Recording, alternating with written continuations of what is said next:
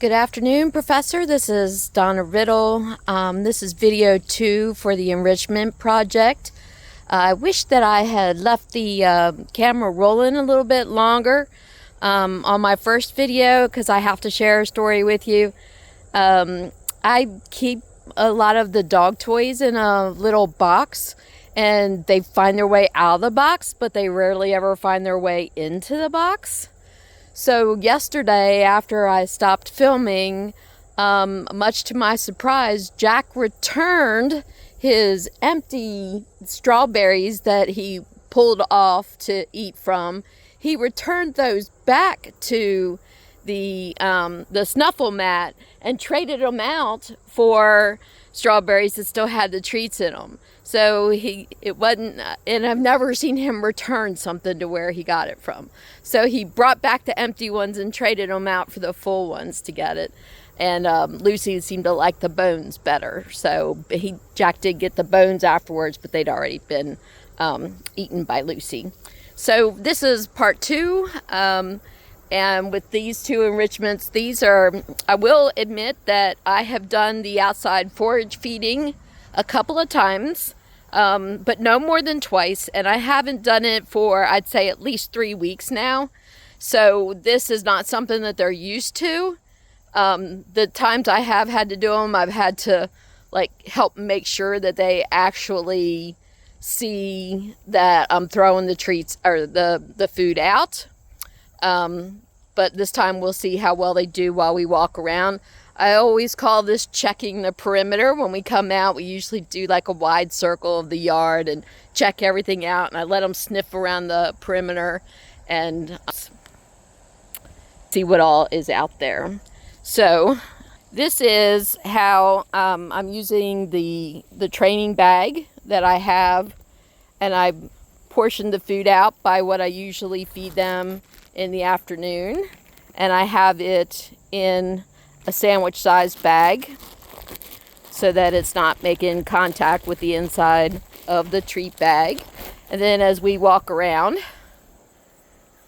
Jack is currently making room for this forage feeding.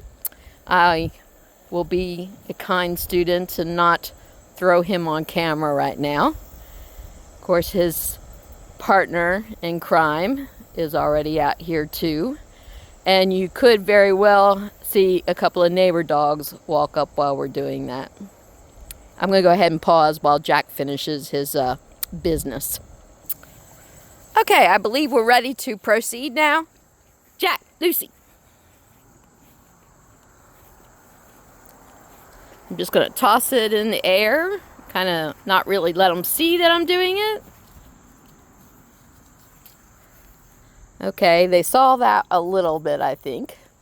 So now they're doing what they can't help but do. And they are little Hoovers.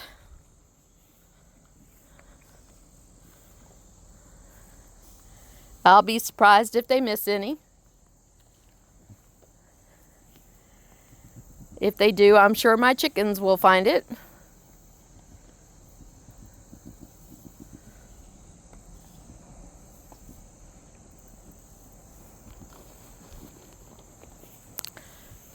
Now I'm just going to sort of walk off without really saying anything. See if they start paying me any attention.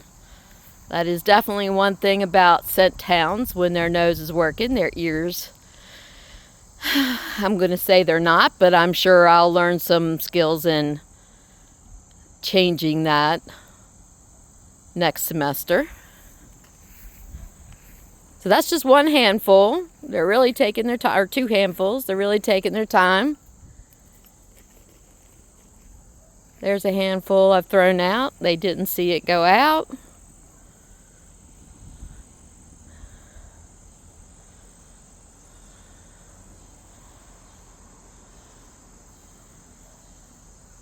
My dogs are definitely fans of the 5-second rule.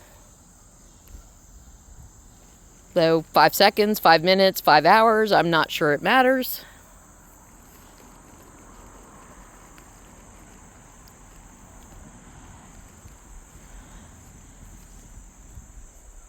So after reading the scent chapter a while back, I want to tell you something I started doing with my dogs. And now they kind of seem offended if I forget to do it. But especially in the evening, we have a period of time where I just walk around the room and start picking things up and putting it in front of their faces. And most of the time, they'll sniff it pretty hard. Sometimes they're not real interested. If it's something with a strong smell, I kind of warn them in advance and say easy, and they do sniff it kind of easy.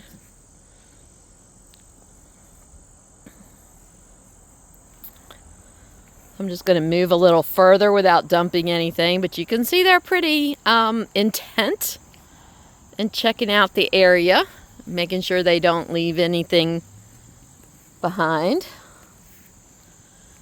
Please forgive the appearance of my yard. My mower broke down this week.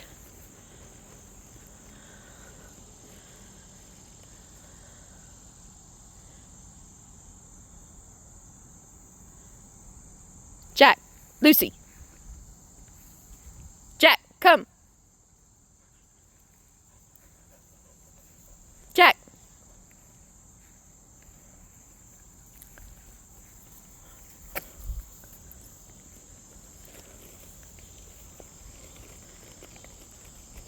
Jack. See, he's very determined to make sure he hasn't missed any bites. Lucy's already working on the second throw, but part of it hit her in the head, so sneak up on him and see if I can throw him some. You can see that walks with my dogs tend to take a little bit of time. When Lucy was young, I used to make the walk about me. After I got Jack, I learned to make the walks about them and to get myself a treadmill. Not that the treadmill gets used near enough.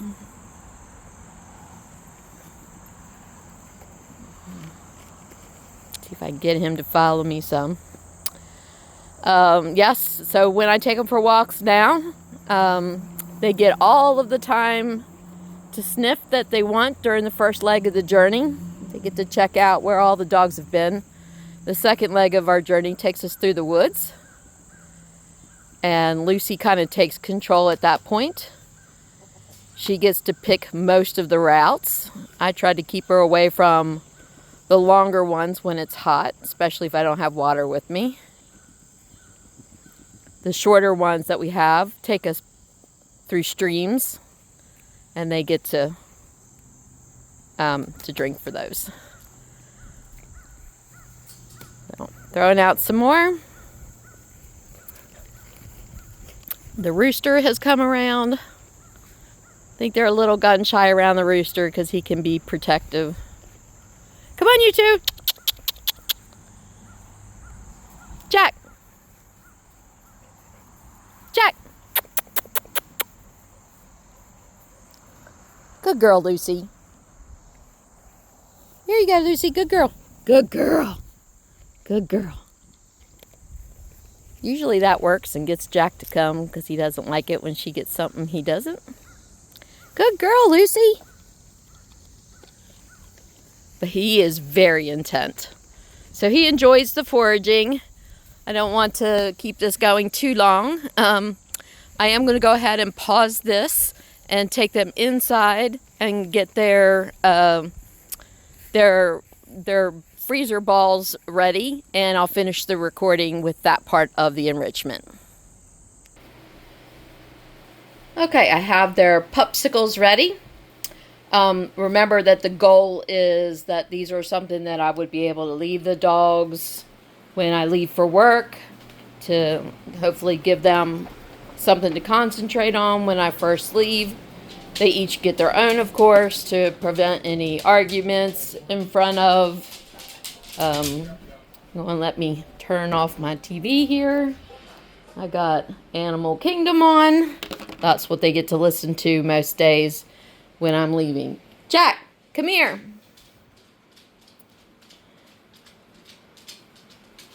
Here you go, Lucy. Here's yours. Come on, Jack. Come here, Jack. Here.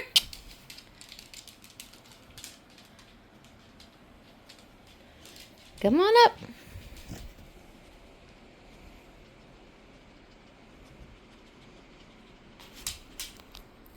Up. Well, you take it wherever you want, little guy. Come on. Here. You want it down here on the floor? So he's never seen this before, never even seen it empty. He has played with Kong treats before. My beagles go through toys like crazy.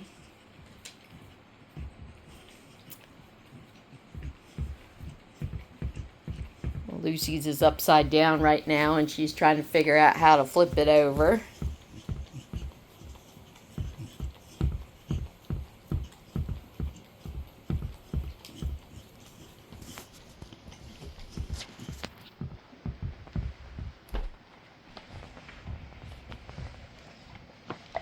Oh, say hi to my Professor Jack.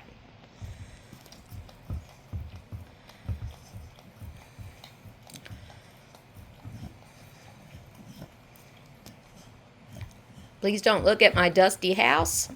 Had a bit of a sinus infection last week, so I'm behind at work and school already.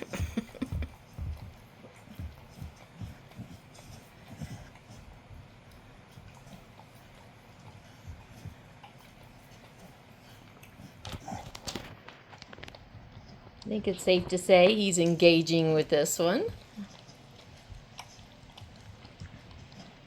Keep it rolling for a little while so we can see if he gives up early.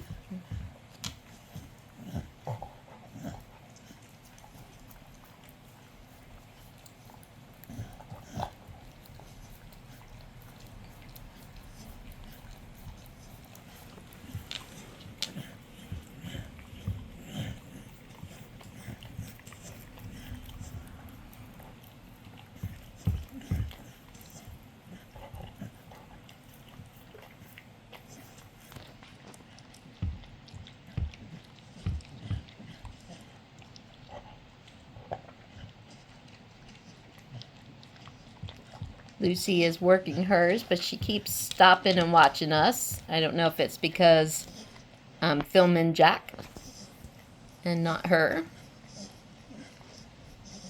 She doesn't really like to have her picture taken. She's one of those creatures that turns her head away when the camera comes out.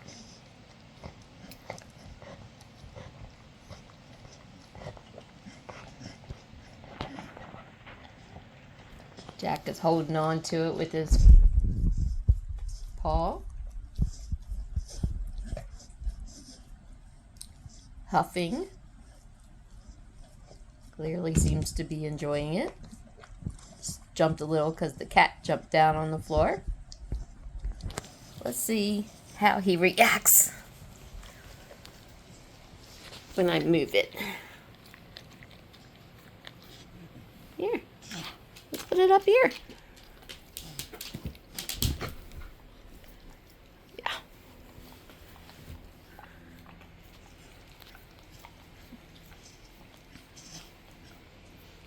This is a little room off the side of my living room. So it has a love seat and a cat tower and glassed French doors and plenty of doors on the side. The dogs often get up on this couch or on the little doggy bed there by the door while I'm gone because they can watch quite a bit of the outside. You see my furniture is definitely well used for the dogs.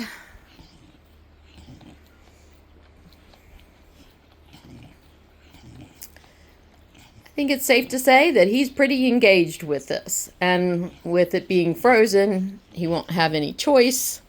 That'll last longer. Oh, look, he's gotten quite a bit off of it. It was slightly domed when I showed it, so he's even figuring out how to get it out, even frozen.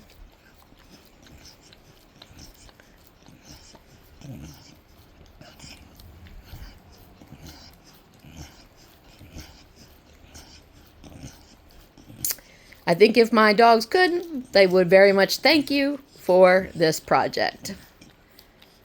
I'm going to go ahead and end the video because I'm sure you don't want to watch this much of all of your students' animals. Thanks again.